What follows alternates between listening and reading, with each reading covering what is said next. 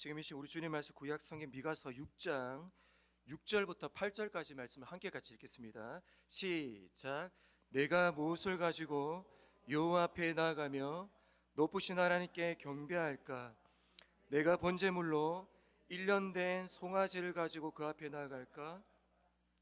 여호와께서 천천의 순양이나 만만의 강물 같은 기름을 기뻐하실까? 내 허물을 위하여 내 맏아들을 내 영혼의 죄로 말미암아 내 몸에 열매를 드릴까?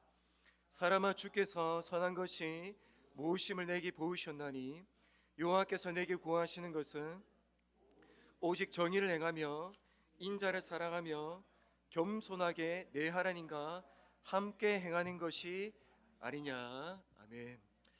지금 우리가 조금 전에 읽었던 이제 이 미가서 1장 1절에 보시면 이제 이 미가 선지자가 사역하던 시기와 장소가 설명이 되어져 있습니다. 1절 같이 읽을까요? 시작. 유다의 왕들 유단과 아하스와 히스기야 시대에 모레셋 사람 미가에게 임한 여호와의 말씀 곧 사마리아와 예루살렘에 관한 묵시라. 지금 미가 선지자가 사역한 시대는 요담 왕, 아하스 왕, 히스기야 왕 시대인데, 이 중에 특별히 아하스 왕은 유다 왕 중에 가장 악한 왕 중에 한 명이었습니다. 이 아하스는 그의 아들이었던 히스기야의 친형이었죠. 그의 아들 첫 번째 아들이었던 왕자를 우상에게 번제로 올려드렸던 왕이기도 했죠. 그리고 이때 북이스라엘 사마리아는 무너지기 일보 직전이었습니다. 즉 유다나 북이스라엘이나 영적으로 가장 어두웠던 시대에 미가 선지자가 사역을 하고 있었습니다. 그런데 영적으로 가장 어두웠던 이 시대를 흔히 선지자들의 시대라고 그렇게 이야기합니다. 그 이유는 영적으로 가장 어두웠던 이 시대에 하나님께서 가장 많은 선지자들을 보내주셨기 때문입니다. 북이스라엘에는 아모스와 호세아 선지자가 활동을 했고, 유다 왕국에는 이사야 선지자와 미가 선지자가 활동을 했고, 그리고 이방인들을 위해서는 선지자 요나가 활동을 하고 있었습니다. 영적으로 가장 어두운 이때 하나님은 가장 많은 선지자를 통해서 말씀을 선포하셨습니다. 영적으로 어두우면 어두울수록 그 시대에는 말씀이 넘칩니다. 마지막 시대 때 성도를 지키시고 성도를 보호하시기 위해서 하나님은 이전보다 더 많은 말씀을 영적으로 어두울 그때에, 마지막 때가 찾아올 그때에 하나님은 더 많은 말씀을 부어주십니다. 지금 이 시대는 인류 역사상 말씀이 가장 차고 넘치는 시대입니다. 지금까지 그 어떤 시대도 이 정도로 말씀이 풍성한 때가 없었습니다. 어떤 뜻일까요? 영적으로 어둡고 마지막 때가 되었다는 뜻입니다. 그래서 신약성경 마태복음 24장 6절 7절의 말씀 보면 이런 말씀이 있습니다. 시작. 난리와 난리 소문을 듣겠으나 너희는 상가 두려워하지 말라. 이런 일이 있어야 하되 아직 끝은 아니니라. 민족이 민족을, 나라가 나라를 대적하여 일어나겠고 곳곳에 기근과 지진이 있으리니. 1대 29대 300이라는 하일리 법칙이 있습니다. 하일리 법칙에는 앞에 나와 있죠. 이 법칙은 한 가지 큰 사건이 일어나기 전에 29번 동안 그와 유사한 사건이 일어났었습니다. 그리고 이 29번의 사건이 일어나기 전에 사전에 300번의 사전 징조가 있었다는 설명입니다. 지혜로운 사람은 이제 그 아주 큰 사건, 결정적인 이 사건이 오기 전 300번의 사전 징조를 통해서 분별할 수 있어야 합니다. 이 300번의 기회를 놓쳤다 할지라도 이 29번의 유사한 사건을 보면서 하나님의 뜻이 무엇인지를 분별할 수 있어야 합니다. 2019년 9월 2일에 호주에서 큰 산불이 있었습니다. 이 산불이 어느 정도로 오래 가냐면 2019년도 9월 달에 시작했는데 2020년 2월 13일까지 이 불이 이어졌습니다. 무려 산불이 5개월 동안 지속이 되어졌죠. 이 불로 사망한 사람이 450명, 주택가 건물이 5,700채가 불탔습니다. 그리고 야생동물 5억 마리가 죽었습니다. 이번 주에 샌버나디노에서 큰 산불이 있었습니다. 지금도 있죠. 이 불이 얼마나 큰 이슈가 되었냐면 한국 뉴스에서는 매일마다 나옵니다. 한국에서. 그리고 전 세계에서도 이 산불을 쉬지 않고 보도할 정도로 매우 심각합니다. 그러나 무엇보다 우리 교회에서 이 산불이 우리의 눈으로 보일 정도로 우리와 매우 밀접한 상황 속에 있습니다. 4일 전인가요? 제가 지난주 수요일인가 화요일인가 그때쯤에 한 오후 7시에 코스코를 가고 있었습니다. 코스코를 한참 가고 있는데 제가 앞쪽에 어떤 한 장면을 보고 제가 너무나 깜짝 놀랐습니다. 처음에는 구름인 줄 알았거든요. 처음에는 살인 줄 알았습니다. 그런데 제가 그 장면을 보고 제가 사진을 찍었는데 보시면 앞쪽에 구름이고 그 산인 줄 알았습니다. 그런데 앞쪽에 제가 자세히 보니까 불 연기가 이렇게 지금 산보다 더 높이 이렇게 쌓여져 있었습니다. 샌버나디노에서 온 연기인지는 잘 모르겠고, 그리고 아시겠지만 오렌지 카운티에서도 큰 산불이 일어났죠. 그 연기인지 제가 무슨 연기인지는 모르겠지만 산보다 훨씬 더 높은 큰 불의 연기가 산을 이렇게 전부 다 덮어버렸습니다. 이번 주 LA에 4.7의 지진이 있었죠. LA 뉴스 보니까 LA 전체가 흔들렸다라고 그렇게 이 뉴스에서 소개를 하고 있었습니다. 이러한 유사한 징조를 보고서도 마지막 때를 인지하지 못하면 안 됩니다. 우리가 조금 전에 보았던 것처럼 하나님의 그 마지막 때, 그 심판할 때 그 일이 오기 전에 그와 유사한 사건 29번과 사전 징조 300번을 하나님께서 우리들에게 끊임없이 말씀하고 계시고, 특별히 예루살렘 교회는 샌버나디노에서 너무 큰 불이 일어나고 있는 이 한가운데 우리 교회가 있다면 이 징조를 통해서 하나님의 뜻을 우리가 발견할 수 있어야 합니다. 이 마지막 때에 하나님은 그분의 백성을 지키기 위해서 이전보다 더욱더 말씀을 허락하실 것입니다. 이 마지막 때를 걷고 있는 이 그리스도인들이 그러면 이 말씀을 받을 때에 그들은 이 말씀을 어떻게 받아야 하는지를 예수님께서 이렇게 소개를 하셨습니다. 신약성경 요한계시록 1장 3절 말씀 같이 읽겠습니다. 시작. 이 예언의 말씀을 읽는 자와 듣는 자와 그 가운데 기록한 것을 지키는 자는 복이 있나니 때가 가까움이라. 마지막 때에 우리가 말씀을 대하는 태도가 어때야 하냐면 그 말씀을 읽고 듣고 순종하는 자가 되어야 한다라고 예수님이 말씀하셨습니다.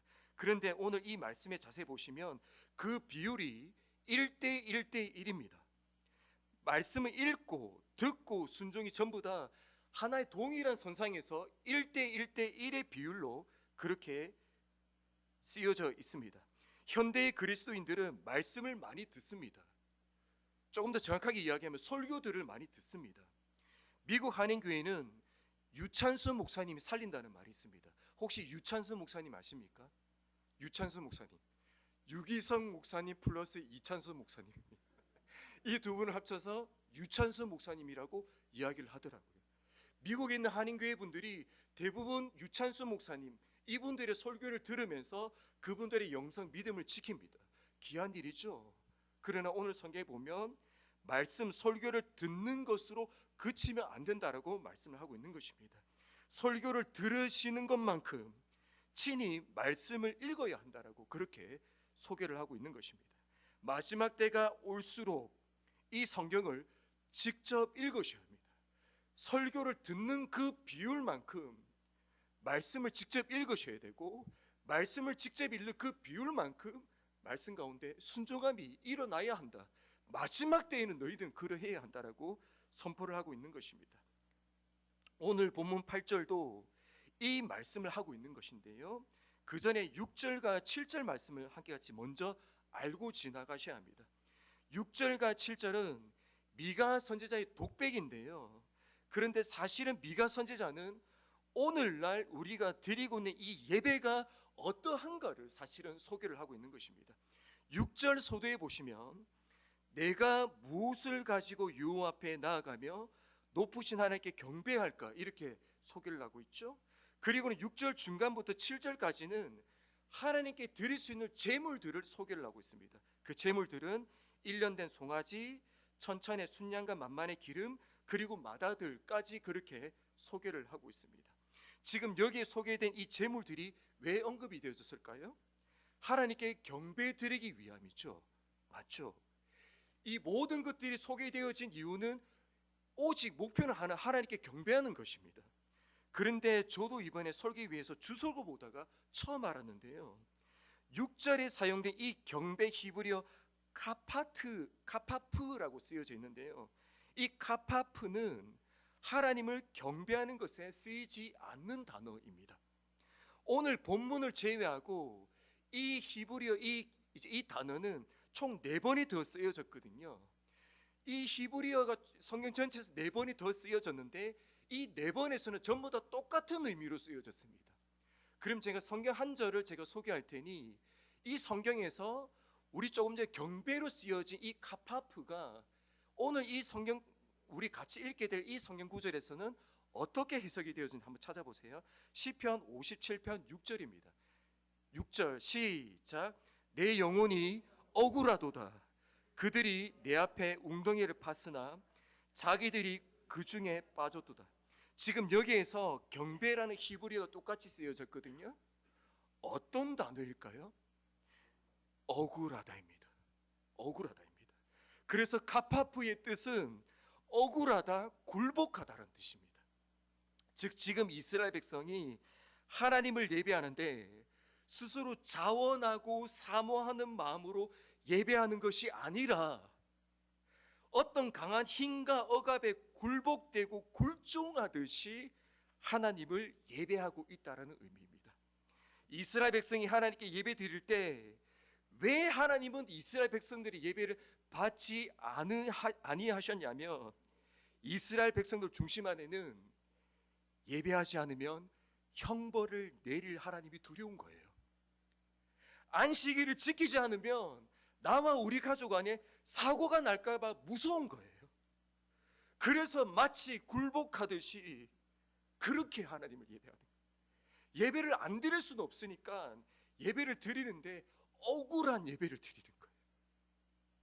그 예배를 하나님께 이들이 그렇게 드렸다는 것입니다. 그러니까 하나님이 나 그 예배 못 받는다 이 말씀을 하고 있는 것입니다. 우리가 그토록 비난하고 정죄했던 가인, 이 가인은 적어도 본인이 하나님께 제사를 드리고 그 제사가 하나님께 연락되어졌는지 안 되어졌는지 확인했잖아요. 그리고 가인은 본인의 제사가 하나님께 연락되지 않았다는 것을 알았을 때 분노하고 견디지 못했잖아요. 그런데 우리는 하나님께 예배 드리고 난 이후에 내가 오늘 이 시간에 하나님께 나와서 하나님께 드리는 이 예배가 하나님께서 받으셨는지 받지 않으셨는지 관심이 없어요. 왜일까요?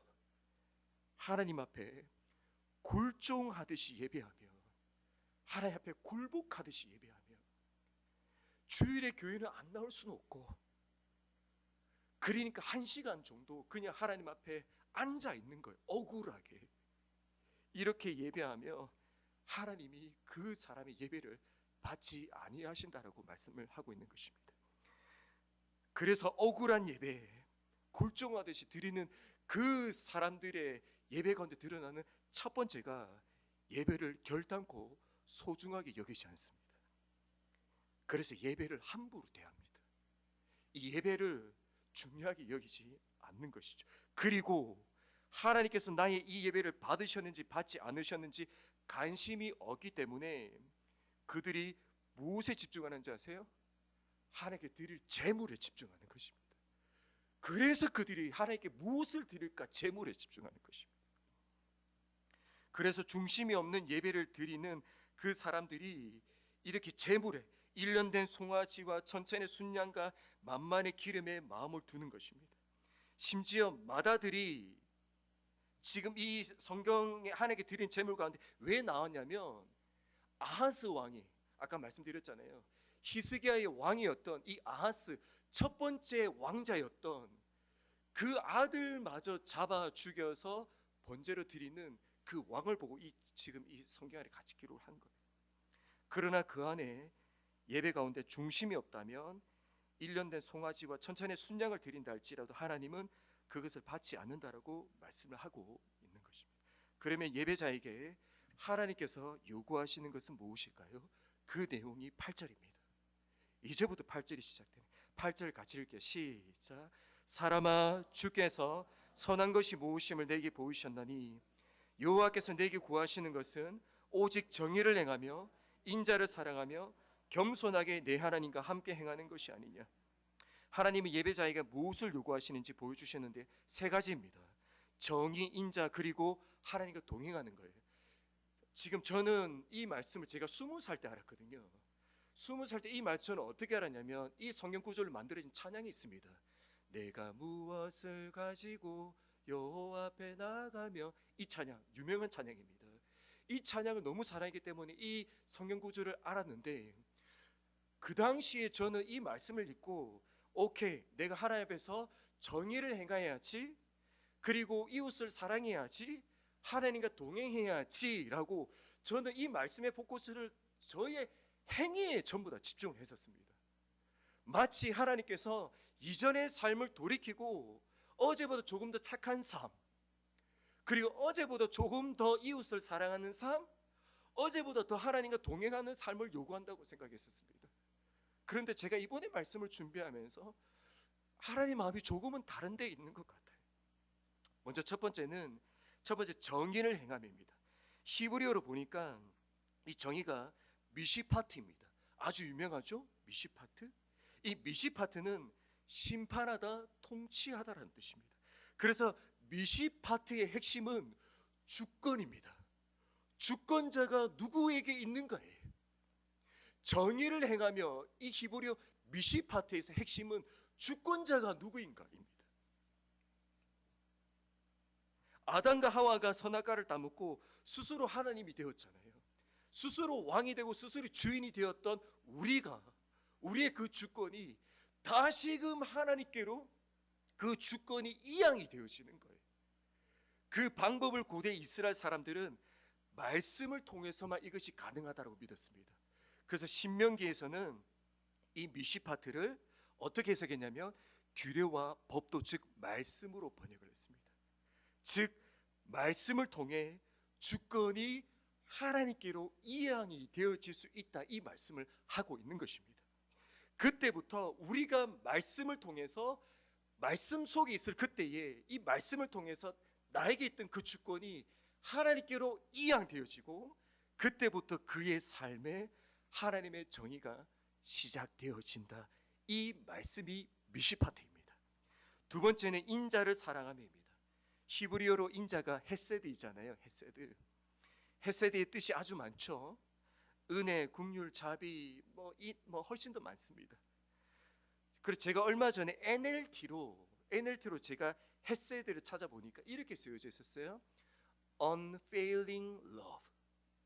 너무 좋죠. Unfailing love. 실패하지 않는 사랑이에요. 헤세드는 실패하지 않는 사랑이에요.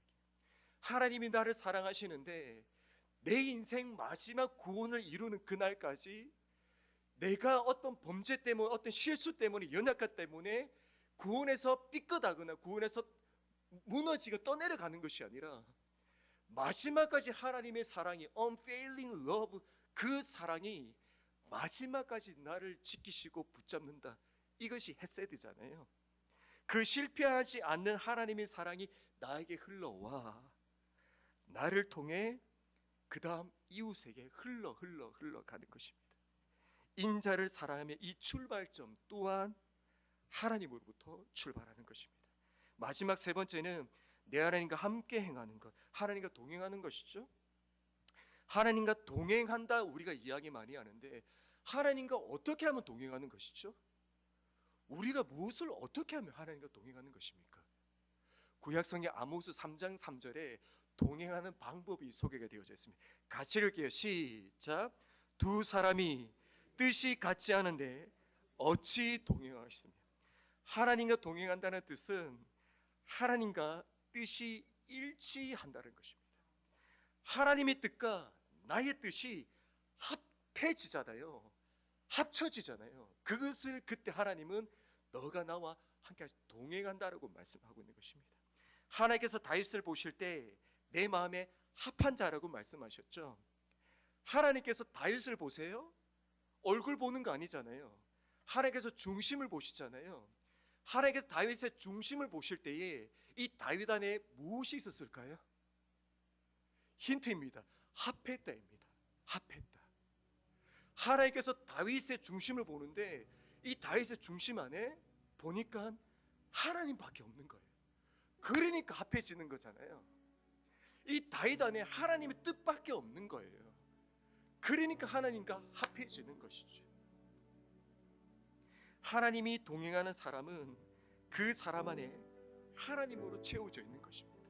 그 방법은요, 하나님의 말씀으로, 이 말씀을 통해서 하나님의 뜻이 그 사람 안에 새겨져 있는 것이 하나님과 동행하는 것입니다. 그러면 이 세 가지 공통점이 뭘까요? 전부 다 하나님으로부터 출발한다는 것입니다. 미가서 6장 8절을 우리가 이제부터 그렇게 살아야 된다고 생각하시면 안 됩니다. 반드시 실패합니다. 전부 다 하나님으로부터 출발하고 전부 다 말씀으로부터 출발되어지는 것입니다. 예배 회복은 말씀으로 출발이 되어지고, 그리고 내 삶의 회복 또한 말씀이 그 일을 시작하는 것입니다. 그리고 그래서 6절과 7절에 예배의 그 모든 삶 또한 말씀, 그리고 8절에 이제부터 내 삶 가운데 일어나는 모든 삶의 변화 또한 말씀으로 시작이 되어지고 완성되어지는 것입니다. 그래서 이번 주 동안 이 말씀을 읽으셔야 합니다. 오늘 말씀의 주제는 이거예요. 여러분 직접 이 성경책을 읽으셔야 합니다. 마지막 때입니다. 언젠가 이 말씀을, 지금은 풍성하지만 이 말씀을 우리 인생 가운데 거둬가는 때가 반드시 옵니다. 말씀을 읽고 싶어도 읽지 못하는 그때가 옵니다. 그때 돌이키면 이미 늦는 것입니다. 그래서 오늘 이 날을 시작으로 반드시 성경을 읽으셔서 말씀을 통해서 하나님을 만나고 말씀을 통해서 산 가운데 믿음의 승리를 누리시기를 예수님의 이름으로 축복합니다.